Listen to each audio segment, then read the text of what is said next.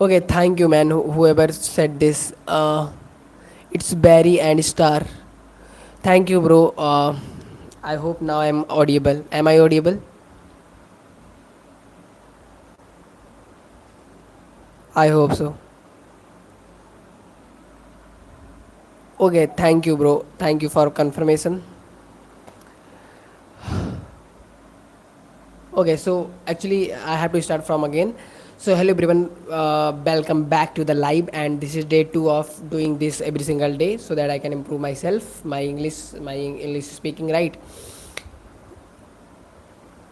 So basically I have to do this live late because tomorrow I have the deadline of some because tomorrow is last date of submission of report, summer training report, and basically diary, right?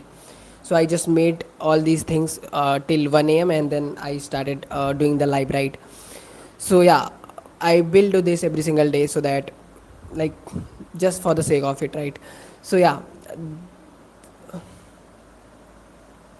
I think I'm audible. Okay. Yeah. So yeah, that was the thing. So basically, today we have one GD class in our college, right? Yeah, something I have also talked about, that thing that I personally think that college is basically based a lot of time, because the 7 hours that I put in my BTech engineering college, I mean, that can be utilized more better. And I personally think we have the biggest university in the world, best university in the world for free. That is YouTube, right? I mean, I have personally learned much more than, like, much more on YouTube than the college itself, right? So I personally think the best university in the world is YouTube. You can learn anything. Like, there are a lot of MIT lectures are available on the YouTube, right? You can like that is the very great university, right? But you can watch it on the YouTube for free, right? Y Combinator, you can watch their videos too, right? So I mean, the YouTube has basically uh, made the access of information so easy, right? So if you don't want to follow the conventional path, this path you can follow definitely, right? If your parents are convinced, because you can then achieve much more than what you will achieve in this conventional path, right? I personally have achieved much more than if I haven't been in the college and was doing my own. But yeah, I don't know, maybe I'm not that much disciplined too. Yeah, hi bro. Hi, Barry and Star.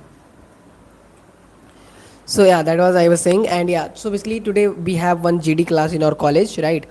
And there they were calling everyone and giving the random topic, right? There are a lot of students who spoke well. There were a lot of students who are not able to speak because the topic was being given instantly, right? So they were not able to perform it. So I'm also gonna try that, will I able to perform it or not. So there were some topics which I think, uh, there was one topic I have also not read about it. So there were one more very interesting topic, that why employment is much more important than the technological development in India, right? So I today I'm gonna present on the topic why employability is much more important than the technological development. I personally think employability is much more important than the technological development, because see, in as we all have studied in our school or college, that about the hierarchy of needs, right? Where the physical need come first, and then the psychological need, and then the social need and all, right? Relationship and all. So basically we follow a particular steps, right? We can't be like ki pehle we don't have a physical need, we start feeling the psychological needs, right? That same follow in the any country, right? If any country have not, if not have a good employability, right? Like, most of the, like, there are a lot of young people in India who are unemployment, right? Unemployable. So basically if we are not employable, then I mean, there's no point of technological development, right? Because technological development only can be used when people have money, right? We have the, like, we have a so good GDP gross, we have a very good GDP, but we have very poor per capita income. If you know that the per person salary is very, per person earning is very less, right? In India, basically. So we need to focus on per capita income. We need to focus on employability first rather than the focusing on the technological development. That is also important. That should be also the part of the investment, but most of the investment first should go to the employability, so that less percentage of the youth of Indians are stay unemployable, right? So yeah, this is the speech which I think I have given, if I have been called, right. uh, yeah, so let's read books so that we can improve. I mean, I can improve, right. And hello everyone, whoever joined this, I don't know what I'm talking about.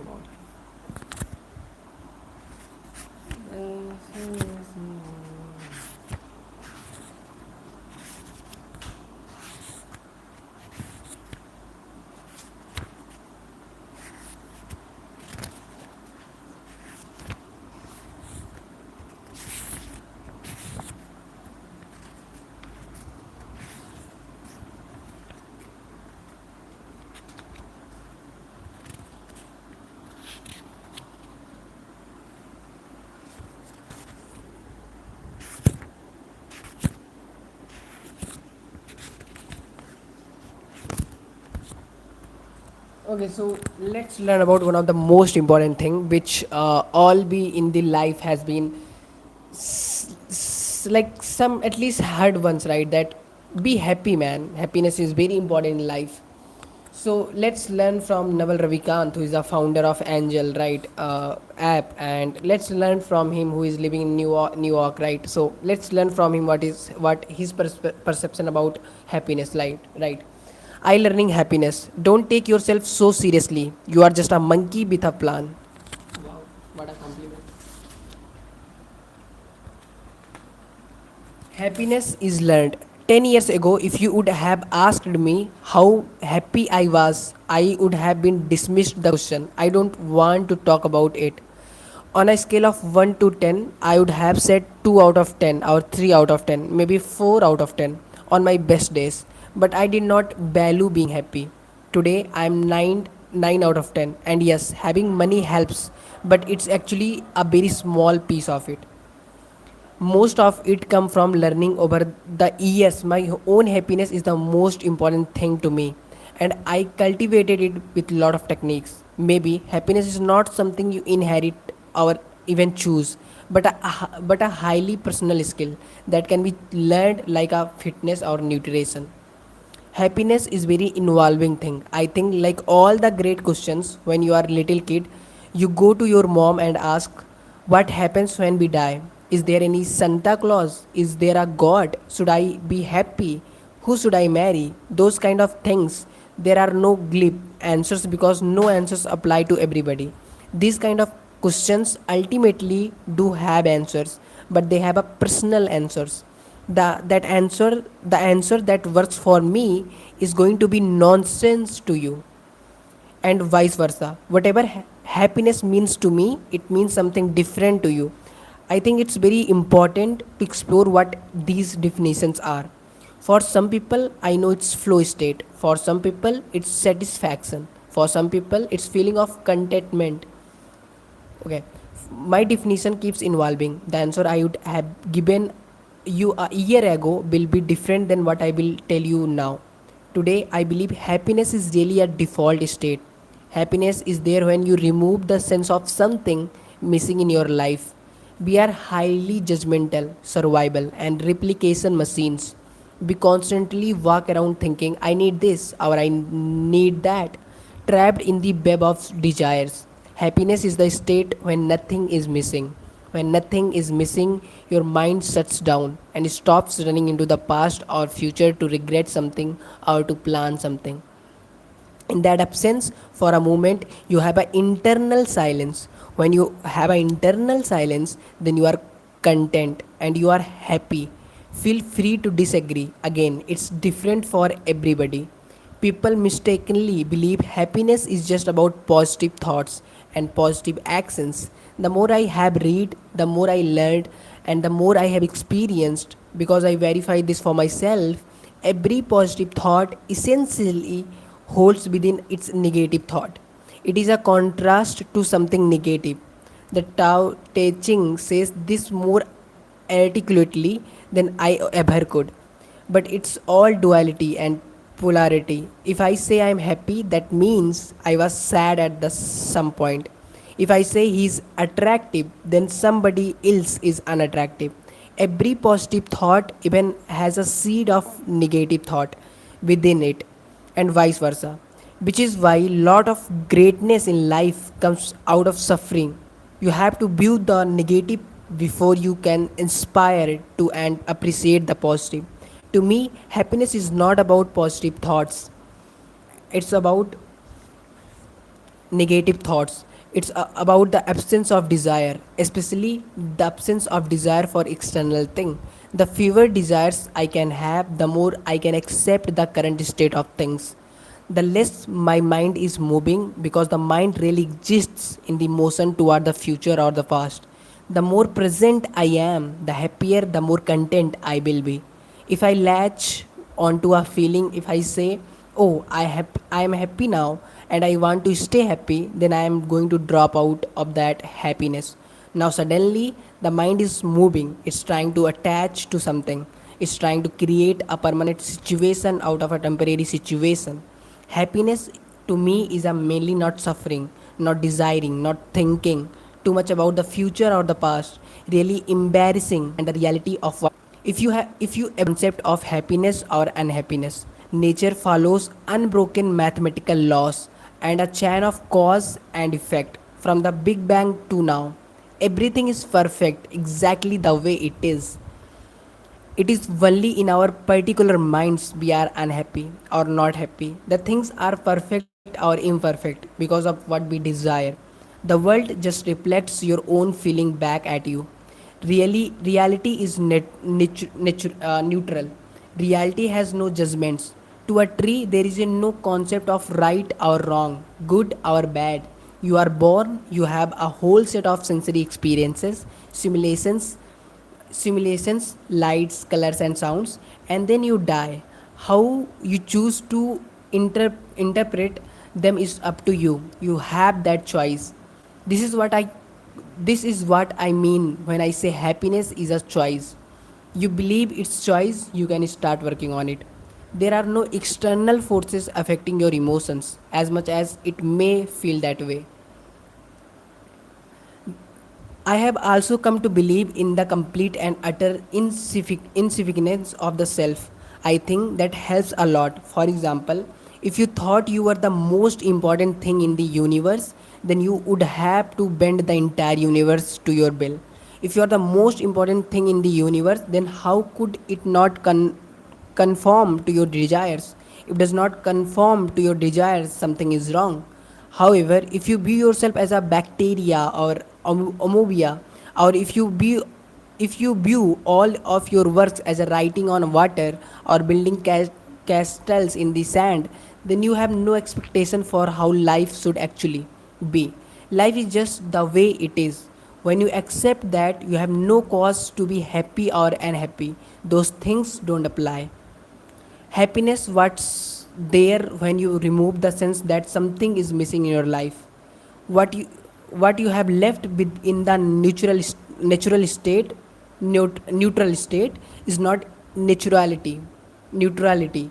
I think people believe neutrality would be very bland existence. No, this is the existence little children live. If you look at little children on balance, they are generally pretty happy because they are really immersed in the environment and the moment, without any thought of how it should be, given their personal preferences and desires. I think neutral state is actually a perfection state. One can be very happy as long as one is not too caught up in their own head. Our lives are blink of firefly in the night. You are just barely here. You have to make the most of every minute, which does not mean you chase some stupid desire for your entire life. What it means is every second you have on this planet is very precious. It's your responsibility to make sure you are happy and interrupting everything in the best possible way. We think of ourselves as a fixed and the world as a malleable, but it's really we who are malleable and the world is largely fixed. Can practicing meditation help you accept reality? Yeah, but it's amazing how little it helps. You can be the long time meditator, but if someone says the wrong thing in the wrong way, you go back to your ego driven self. It's almost like you are lifting 1 pound weights, but then somebody drops a huge barbell with a sack of plates on your head. It's absolutely better than doing nothing, but when the actual moment of mental or emotional suffering arrives, it is still never easy. Real happiness only comes as a side effect of peace. Most of it is going to come from a acceptance, not from changing your external environment. A rational person can find peace by cultivating indifference to the things outside of their control. I have lowered my identity. I have lowered the chattering of my mind. I don't care about the things that don't really matter. Okay, I will read it again, right? I have lowered my identity. I have lowered chattering of my mind. I don't care about things that don't really matter. I don't get involved in the politics. I don't hang around unhappy people.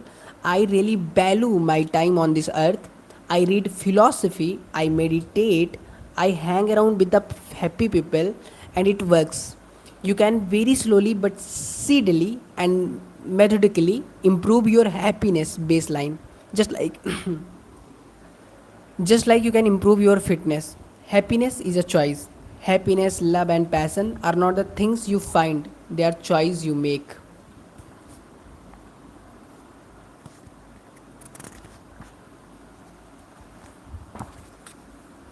Happiness is a choice you make and a skill you develop. The mind is just a malleable as a body. We spend so much time and effort trying to change the external world, other people, and our own bodies, all while accepting ourselves the way we are programmed in our youths. Okay, I'm gonna switch off the fan too because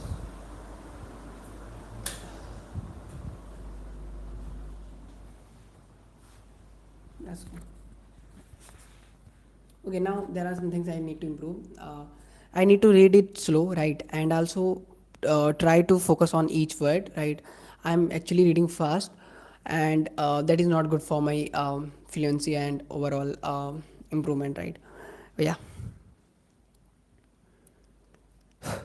happiness requires presence.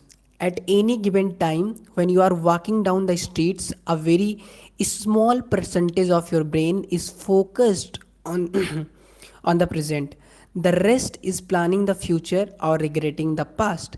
This keeps you from having an incredible experience. It's keeping you from seeing the beauty in everything and for being grateful for where you are. You can be literally destroy your happiness if you spend all of your time living in delusions of the future.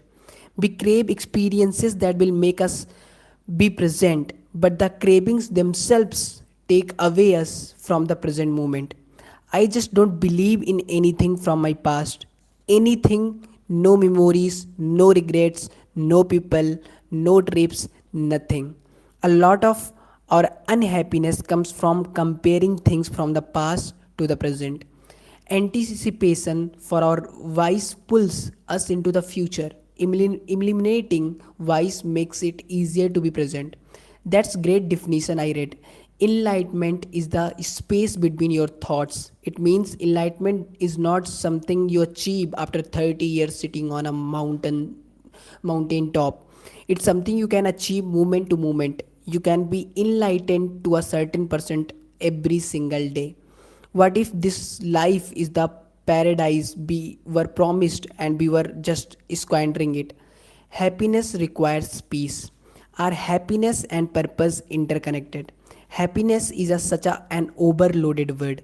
I'm not even sure about what it means. For me, these days, happiness is more about peace than it's about joy. I don't think peace and purpose go together. If it's your internal purpose, the thing you most want to do, then what I don't understand. If it's your internal purpose, the thing you most want to do, then sure, you will be happy doing it. But an externally inflated purpose, like society want me to do X, I am the first son of the first son of this, so I should be do Y. I have this debt or I am burden I took on. I don't think it will make you happy. I think a lot of us have this low level pervasive feeling of anxiety. If you pay attention to your mind, sometimes you just running around doing your things and you are not feeling great. You notice your mind is chattering and chattering about something. Maybe you cannot still you maybe you cannot sit still. There's this nexting thing where you are sitting in one spot thinking about where you should be next. It's always the next thing, then the next thing, and the next thing after that, then the next thing after that, creating this pervasive anxiety. It's most obvious you if you ever just sit down and try and do nothing. I mean nothing. I mean not read a book, I mean not listen to music, I mean literally just sit down and do nothing. You can't do it because there's anxiety always trying to make you get up and go, get up and go, get up and go. I think it's important just being aware the anxiety is making you unhappy. The anxiety is just series of running thoughts. How I combat anxiety? I don't try and fight it. I just notice I'm anxious because of all these thoughts. I try to figure out, would I rather be having this thought right now, or would I have rather have my peace? Because as long as I have my thoughts, I cannot have my peace. You will notice when I say happiness, I mean peace. When a lot of people say happiness, they mean joy or bliss, but it will take peace. A happy person is not someone who happy all the time. It's someone who effortlessly interrupts events in such a way that they don't lose their innate peace. Every desire is a chosen unhappiness. I think most common mistake for humanity is believing you are going to be made happy because of some external circumstances. I know that's not original. That's not new. It's fundamental Buddhist wisdom. I'm not taking credit for it. I think I really just recognize it on a fundamental level, including in myself.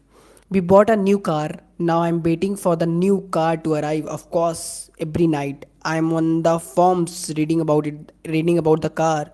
Why? It's silly object. It's silly car. It's not going to change my life much or at all. I know the instant the car arrives, I wouldn't care about it anymore. The thing is, I'm addicted to the desire. I'm addicted to the desiring. I'm addicted to the idea of this external thing bringing me some kind of happiness and joy. This is completely delusional. Okay, looking outside yourself for anything in the fundamental delusional. Not to say you shouldn't do things on the outside. You absolutely should. You are living creature. There are things you do. You locally reverse entropy. That's why you are here. You mean to do something. You are just not mean to lie there in the sand and meditate all day long. You should self actualize. You should do what you are mean to do.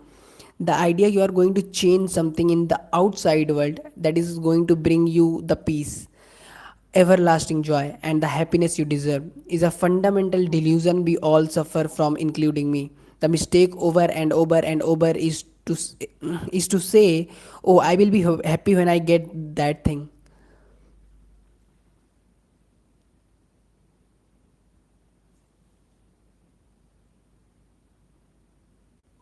Okay. Whatever it is, that is the fundamental mistake we all make 24 into 7 all day long. The fundamental delusion, there is something out there that will make me happy and fulfilled forever. Desire is contract you make with yourself to be unhappy until you get what you want. I don't think most of us realize that's what it is. I think we go about desiring things all day long and then wonder why we are unhappy. I like to stay aware of it because then I can choose my desires very carefully. I try not to have more than one big desire in my life at any given time. And I also recognize at it excess of my suffering. I realize the area where I have chosen to be unhappy. Desire is a contract you make with yourself to be unhappy until you get what you want. One thing I learned recently, it's way more important to perfect uh, to perfect your desires, then try to do something you don't 100% desire. When you are so young and healthy, when you are young and healthy, you can do more. By doing more, you are actually taking on more and more desires. You don't realize this is slowly destroying your happiness. I find younger people are less happy because more health, but less happy but more healthy. Older people are more happy but less healthy. When you are young, you have time, you have health, but you have no money. When you are a middle aged, you have money and you have health, but you have no time. When you are old, you have the money and you have the time, but you have no health. So Trifikita is trying to get all three at once. By the time people realize they have enough money, they have lost their time and their health. Success does not earn happiness. Happiness is being satisfied with what you have. Success comes from dissatisfaction. Choose. Confucius says you have two lives. The second one begins when you realize you have only one. When and how did you when and how did your second life begin? That's very deep question. Most people who are past certain age have this feeling or phenomena. They have gone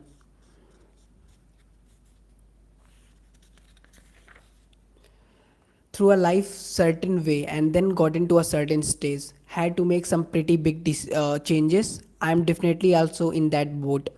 I struggled for a lot of my life to have a certain material and social success. When I achieved those material and social success, or at least was beyond a point where they didn't matter as much, I realized the people around me who had achieved similar success and were on their way to achieving more didn't seem all that happy. In my case, there was definitely hedonic adoption. I did very quickly get used to anything. This led me to the conclusion, which seems right. Happiness is a internal. That conclusion set me on the path of working more on my internal self and realizing all the real success is internal, has very little to do with the external circumstances. One has to do the external things anyway. We are biological, hardwired. It's glib to say you can just turn it off. Your life experiences will bring back to your internal path. The problem with getting good at a game, especially one with a big rewards, is continue playing it long after you should have outgrown it. Survival and replication drive put us on the work treadmill. Hedonic adoption keeps us there. The trick is knowing when to jump off and play instead. What do you think of as successful? Most people think of someone as a successful when they win a game, whatever game they play themselves. If you are an athlete, you are going to think of a top athlete. If you are a businessman, you might think Elon Musk. A few years ago, I would have said Steve Jobs because he was part of driving force creating something that changed lives for all humanity. I think Mayor Edrison is successful not because of his research but because of the incredible work that he did with the net space. Santoshi Nakamoto is successful in that he created Bitcoin, which is that incredible technological creation that will have for a decades to come. Of course, Elon Musk because he had changed everyone viewpoint on what's possible with the modern technology and entrepreneurship. I consider those creators and commercializers successful. To me, the real winners are the ones who step out of the game entirely, who don't even play the game, who rise above it. Those who are the people who have such internal and mental self control and the self awareness. They need nothing from anybody else. There are a couple of these characters I know in my life. Georgie Jork, I would have considered him successful because he does not need anything from anybody. He is at a peace. He is healthy, and whatever makes him, whether he makes more money or less money compared to the next person, has no effect on his mental state. Historically, I would say legendarily Buddha or Krishnamurti, whose stuff I like reading. They are successful in that sense because they step out of the game entirely. Winning or losing does not matter to them. There's a line from Blasey Pascal I read. Basically, it says all of man's troubles arises because he can't sit in a room quietly by himself. If you could just sit for a 30 minutes and be happy, you are successful. That is very powerful place to be, but very few of us get there. I think of happiness as an emergent property of peace. If you are peaceful inside and out, that will be eventually result in the happiness, but peace is very hard thing to come by.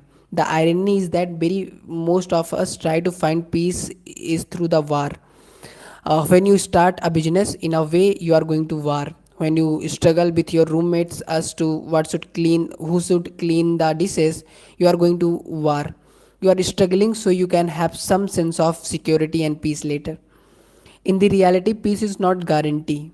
It's always flowing. Is always changing. You want to learn the core skill set of flowing with life and accepting it most cases. You can get almost anything you want out of life as long as if one thing and you want as long as it's one thing and you want it far more than anything else. In my own personal experience, the place I end up the most is wanting to be at peace, said man.